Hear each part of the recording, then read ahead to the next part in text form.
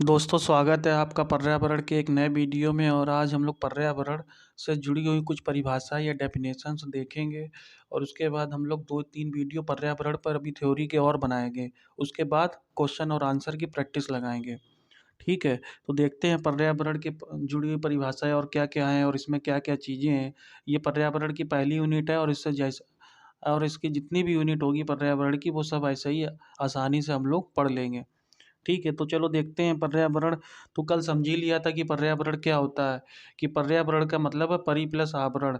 मतलब जो समस्त जीवधारियों और वनस्पतियों को जो चीज़ें हमको ढके हुए हैं, उनको उन्हीं चीज़ों को पर्यावरण कहते हैं। मतलब जैसे मनुष्य है और ये वनस्पतियाँ हैं, इनको चारों तरफ से भौगोलिक तौर से क्या क्या चीज़ें ढकी हुई हैं, पहाड़ हैं, नदियाँ हैं, पर्वत हैं, पठार हैं, मैदान है। ठीक है, तो ये सब चीज़ें जो है, समुद्र हैं, तो ये सब चीज़ें जो ढकी हुई हैं, इसी को पर्यावरण कहते हैं। और पर्यावरण को जो है 3 भागों में बाँटा जाता है। तो पर्यावरण 3 तरह के होते हैं, तो उसमें देखो कि पर्यावरण के 3 भाग कौन-कौन से हैं। तो सबसे पहले देखो, पहला होता है भौतिक पर्यावरण। तो भौतिक पर्यावरण क्या है? तो भौतिक पर्यावरण में क्या आता है? लैंडफ़ॉर्म आती है, मतलब आकृतियाँ, ज़मीन से जुड़ी हुई जो आकृतियाँ हैं। ठीक है, जैसे कहीं पठार होगा, कहीं पर्वत होगा, कहीं मैदान होगा, कहीं खाई होगी। तो ये क्या है? ये सब लैंड फॉर्म है। नदियाँ हैं, समुद्र की लहरें हैं, उसके बाद में हवाएं हैं। तो ये अलग अलग तरीके की लैंड फॉर्म बनाते हैं। ज्योग्राफी में मैं जब वीडियो बनाऊंगा तो मैं आपको बताऊंगा कि पर जो लैंड फॉर्म बनते हैं अलग अलग तरीके से, ये किसके द्वारा बनते हैं। मान लो आइस है, तो आइस के द्वारा अलग लैंड फॉर्म बनते हैं, नदियों के द्वारा अलग लैंड फॉर्म बनते हैं। ठीक है, तो इस तरह से बताएंगे। तो ये हो गई आकृतियाँ। दूसरा है इसमें जलवायु। तो जलवायु क्या होता है? हर जगह की जलवायु अलग अलग होती है। जैसे कनाडा की जलवायु आप ले लो, तो कनाडा की जलवायु शीतकाल शीत होती है, मतलब ठंडी होती है। इसका मतलब वहाँ पे माइनस टेम्परेचर रहता है। अफ्रीका की ले लो, तो अफ्रीका की जलवायु कैसी है? अफ्रीका की जलवायु गर्म जलवायु है। तो इस प्रकार से जलवायु भी अलग अलग जगह पे अलग अलग होती है। अब जलाशय, तापमान, ठीक है, और आर्द्रता। तो ये सब चीज़ें हैं, ये भौतिक पर्यावरण में आती हैं। उसके बाद क्या होता है? सांस्कृतिक पर्यावरण होता है। सांस्कृतिक पर्यावरण का मतलब होता है कि जैसे जो हम लोग उस जगह के हिसाब से एक पार्टिकुलर जगह है, उस जगह में कुछ तापमान होगा। उसके बाद में उसकी कुछ जियोग्राफिकल भौगोलिक स्थिति होगी। ठीक है, तो इस प्रकार से उनका रहन सहन जो होगा, जैसे मान लो अफ्रीका के लोग अलग हिसाब से रहते हैं और कनाडा के लोग अलग तरीके से रहते हैं। हर सबका अलग अलग रहन सहन है ना, तो रहन सहन भी एक भौगोलिक परिस्थिति की वजह से डेवलप होता है। तो ये देखो, सांस्कृतिक पर्यावरण में धर्म आता है, रीति रिवाज आता है और जीवन शैली आती है। तो ये हो गया सांस्कृतिक पर्यावरण। फिर उसके बाद आता है जैविक पर्यावरण। तो जैविक पर्यावरण में क्या आता है? तो जैविक पर्यावरण में मानव, जानवर, पक्षी, वनस्पति, तो ये सब जैविक पर्यावरण में आता है। ठीक है, अब मैंने एक चीज़ कल बताई थी आपको, पर्यावरण है जिसको पारिस्थितिकी तंत्र में बोला जाता है। तो ये दो चीज़ों से मिलकर बना होता है। एक होता है जैविक और दूसरा होता है अजैविक। ठीक है, जैविक में भी मैंने कल बताया था क्या क्या होता है, अजैविक में भी बताया था क्या क्या होता है। तो इस तरह से ये पर्यावरण को कितने भागों में बांटा जाता है, तो ये हो गया। अब चलो आगे बढ़ते हैं, पर्यावरण की मुख्य विशेषताएं देखते हैं। तो पर्यावरण की मुख्य विशेषताएं में मैंने आपको कल बताया था कि इसकी क्या क्या विशेषताएं हैं। तो पहला देखो, जैविक और अजैविक तत्वों का मिश्रण होता है। तो कल जैसे बताया था जैविक में क्या क्या होता है। जैविक का मतलब होता है, इसको बोलते हैं इंग्लिश में बायोटिक। ठीक है, ये बायोटिक बोला जाता है। बायोटिक का क्या मतलब है? मतलब जिसमें जीवन होता है। और इसमें देखते हैं क्या इसका मतलब है। कि मतलब जैसे मनुष्य है, मनुष्य में जीवन होता है, जानवर है, वनस्पतियां हैं। तो ये सब हो गया जैविक में। ठीक है। अब अजैविक देखो क्या होता है, तो अजैविक तत्वों में क्या होता है,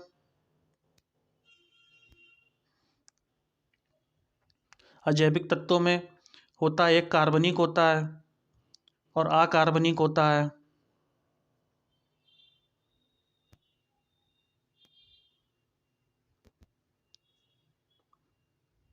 ठीक है, कार्बनिक में क्या क्या हो गया, प्रोटीन है, कार्बोहाइड्रेट है, वसा है, ये सब आते हैं कार्बनिक में। अकार्बनिक में क्या आता है, जितने भी कार्बन से जुड़े हुए तत्व होते हैं वो सब आता है। उसके बाद में अजैविक में क्या आएगा, देखो नदियाँ हैं,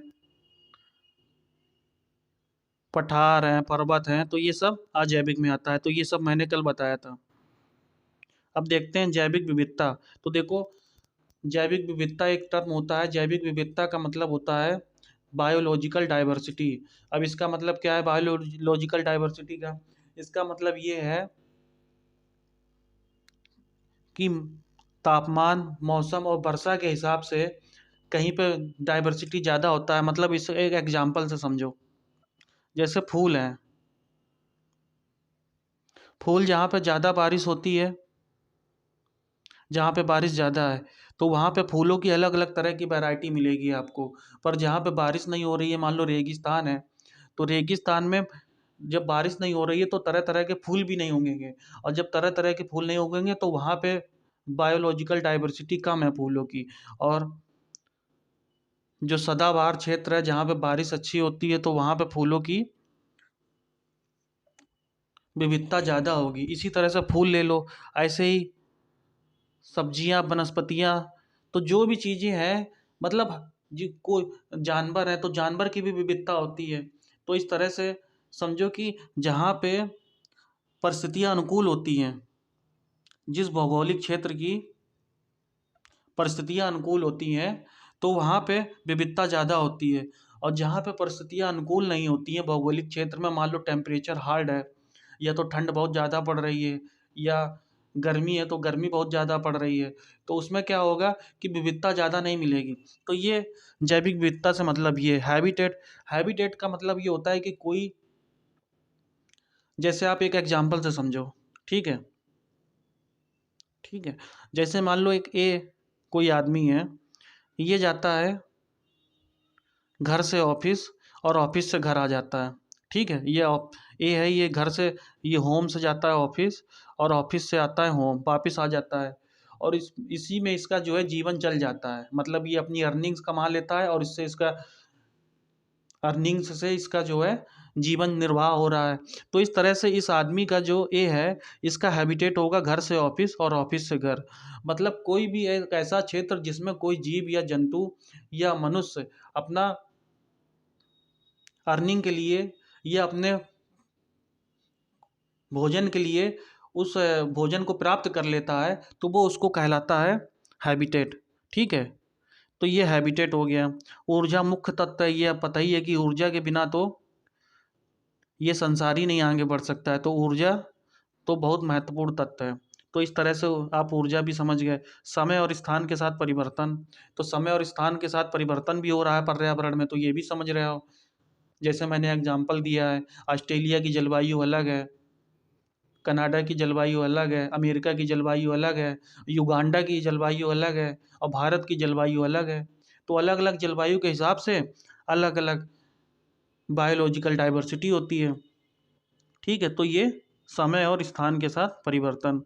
दूसरा, पर्यावरण की कार्रवाई ऊर्जा पर निर्भर है। तो ऊर्जा को समझ ही रहे हो आप, कि जैसे कोई पेड़ है, ये पेड़ है आपका, ठीक है, और इसको अपना भोजन बनाने के लिए ऊर्जा चाहिए और जल चाहिए। अगर जल इसको मिल रहा है, ऊर्जा नहीं मिल रही है, तो ये फोटोसिंथेसिस मतलब प्रकाश संश्लेषण की क्रिया कैसे करेगा।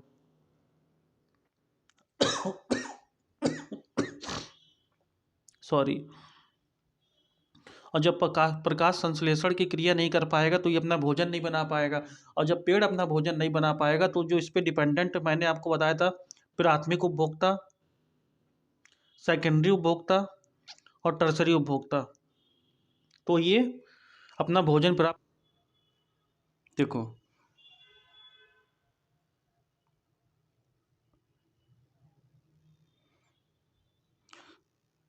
जब मान लो जैसे पृथ्वी में मानव और इतना इंडस्ट्रियलाइजेशन हो रहा है, तो गैसें इतनी ज़्यादा मात्रा में गैसें निकल रही हैं, तो जब गैसें निकलेंगी तो पर्यावरण का संतुलन बिगड़ेगा। और पर्यावरण का संतुलन अगर उसको संतुलन करना है तो हमें ज़्यादा से ज़्यादा पेड़ लगाने पड़ेंगे। अगर हम पेड़ लगाएंगे तो ये जैसे गैसें जो निकल रही हैं, कार्बन डाइऑक्साइड है, मीथेन गैसें हैं, और भी नाना प्रकार की खतरनाक गैसें, ये पेड़ जो है अवशोषित कर लेता है। और जब पेड़ अवशोषित कर लेता है तो एक साल में करोड़ों टन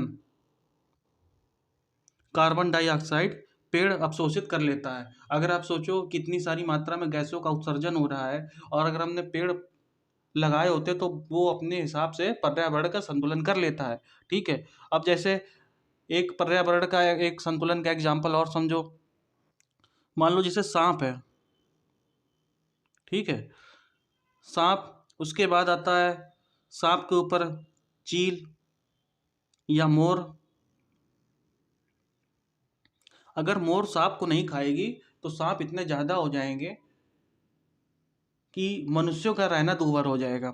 और अगर सांप छोटे पक्षियों को नहीं खाएगा तो छोटे पक्षी इतने ज़्यादा हो जाएंगे कि पूरी फसल बर्बाद हो जाएगी। तो इस तरह से एक पर्यावरण अपने में संतुलन का कार्य करता है। जैसे जल चक्र है, कार्बन चक्र है, जल चक्र है, तो इसके माध्यम से ये सब अपने में मेंटेन रखते हैं पर्यावरण को। तो इस तरह से ये पारिस्थितिकी संतुलन पर अग्रसर होता है। ठीक है। अब अगला देखते हैं जैविक पदार्थों का उत्पादन। तो जैविक पदार्थों का उत्पादन भी करते हैं। जो हम और आप लोग खाते हैं वो सब जैविक पदार्थों का उत्पादन हो रहा है, तभी तो खा पा रहे हैं। सब्जियां हैं और भी चीज़ें हैं जो हम लोग प्रकृति पर निर्भर रहते हैं, तो ये सब जैविक पदार्थों का उत्पादन भी कर रहा है। ठीक है। अब परिचालन पर्यावरण क्या होता है? परिचालन पर्यावरण में वो सभी तत्व शामिल होते हैं जो जैविक पदार्थ एवं जैव को प्रभावित करते हैं। जैसे वायरस, तो वायरस क्या करता है? आज कोरोना का वायरस आप देख ही रहे हैं। कोरोना का वायरस क्या कर रहा है? मनुष्य के जीवन को इतना प्रभावित कर रहा है कि उन्होंने लोगों की पूरी जीवन या पूरी जिंदगी बदल दी है लोगों की। तो इसी प्रकार से यही सब तत्व परिचालन पर्यावरण के अंतर्गत आते हैं। ठीक है। अब देखो अगली डेफिनेशन देखते हैं, मानव और पर्यावरण। तो देखो इसमें क्या है कि मानव और पर्यावरण एक दूसरे को कैसे प्रभावित करते हैं, तो ये हम देखेंगे।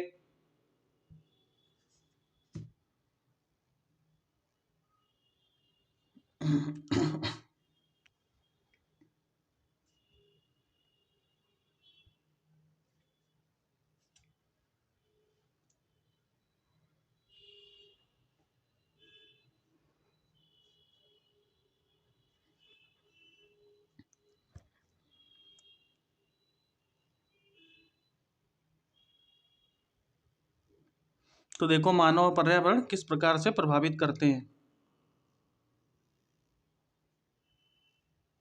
जैसे मानव द्वारा तापमान में वृद्धि की जा रही है पृथ्वी के,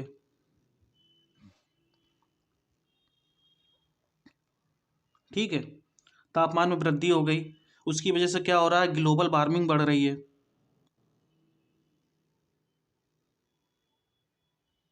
तो ग्लोबल वार्मिंग बढ़ रही है, उसकी वजह से क्या हो रहा है?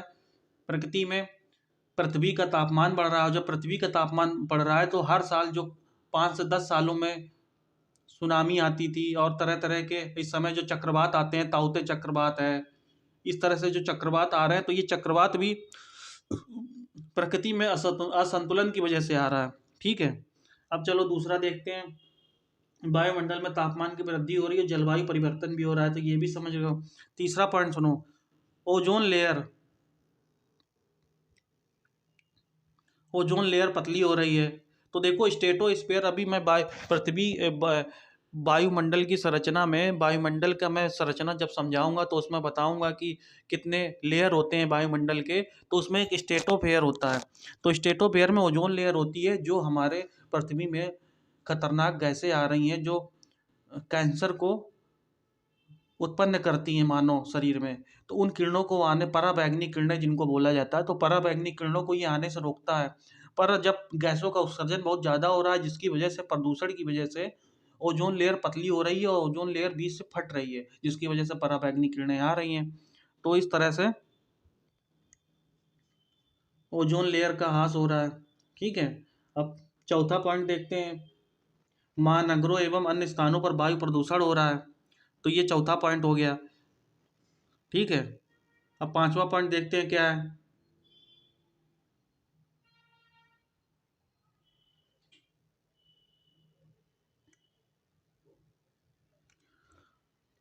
मानव द्वारा जंगलों का विनाश किया जा रहा है, ठीक है?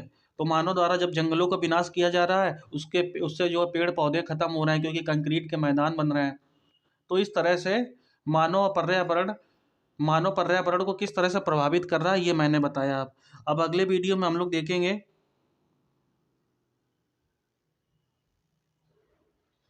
कि विचारधारा किस तरह की होती है, निश्चय विचारधारा क्या है, संभव विचारधारा क्या है, नवनीतिवाद विचारधारा क्या है, और उसके बाद हम लोग आगे बढ़ जाएंगे।